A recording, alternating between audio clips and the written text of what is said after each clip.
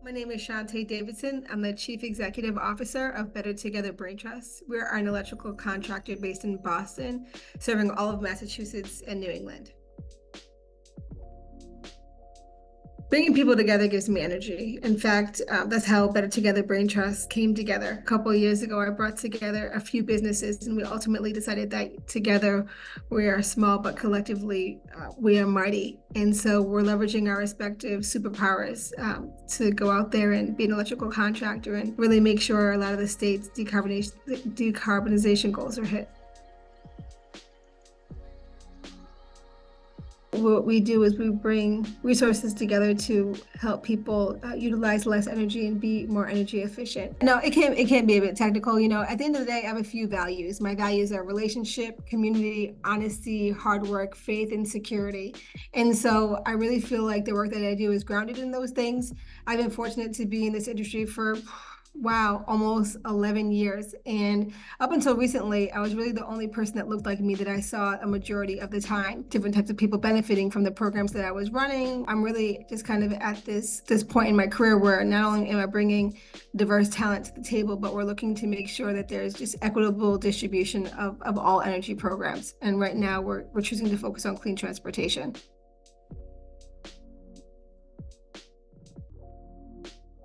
Better Together Brain Trust is an electrical contractor, like I mentioned before, and we really strive to be the best electrical contractor, in Massachusetts and serving all of Massachusetts. But one of the reasons that we decided to form our partnership is because we recognized there just wasn't equitable distribution of energy, whether it was residential programs, commercial industrial programs, or specifically electric vehicle charging stations. And so that would really be the answer for me: equitable distribution.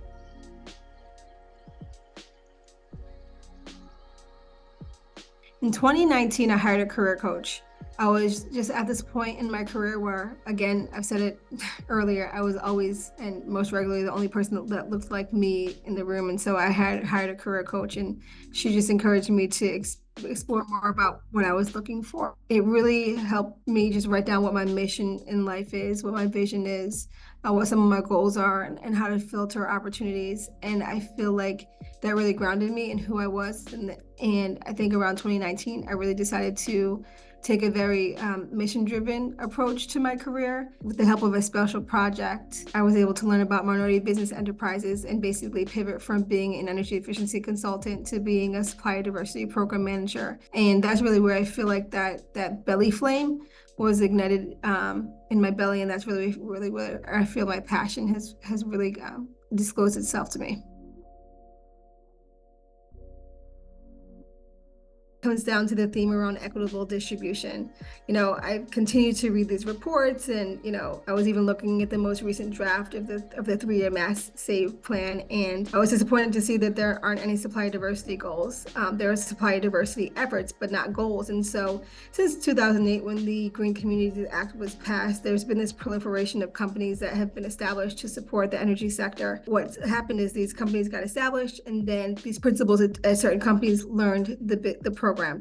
And so what they did was they learned the programs, and then they went and started their own companies. And then that evolution continued to happen where principals would learn the business and then go start their own company. And so we have this proliferation of a lot of companies that are in Massachusetts to serve energy efficiency goals. But because they're hiring people that look like them and they're taking the chance and a risk on themselves by starting their own business, the companies are pretty homogeneous. A just world is really where everyone's basic human needs are being met. Just enough resources to be shared, where there's resource sharing happening, for me is really where a just world takes shape.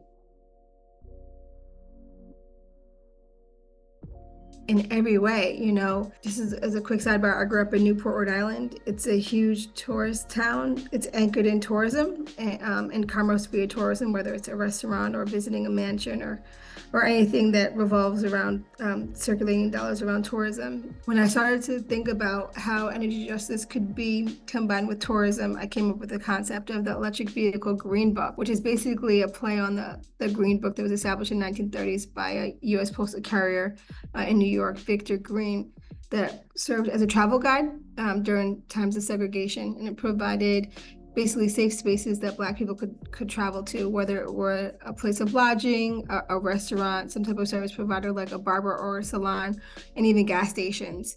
And so when I thought about the ways that we continue to be segregated in current times, one of the things I thought was, wow, it would be really great if we could have electric vehicle charging stations in commerce locations that will provide a destination experience for tourists to charge their vehicles, as well as patron Black and minority-owned businesses while they're there. Well, the truth is there's so much commerce money, there's so much money in just tourism and commerce, especially in Massachusetts and Rhode Island, leveraging our historical landmarks and the significance of what's happened here really provides a great opportunity to prop up environmental justice communities, and again, to patron businesses, but most specifically Black-owned businesses.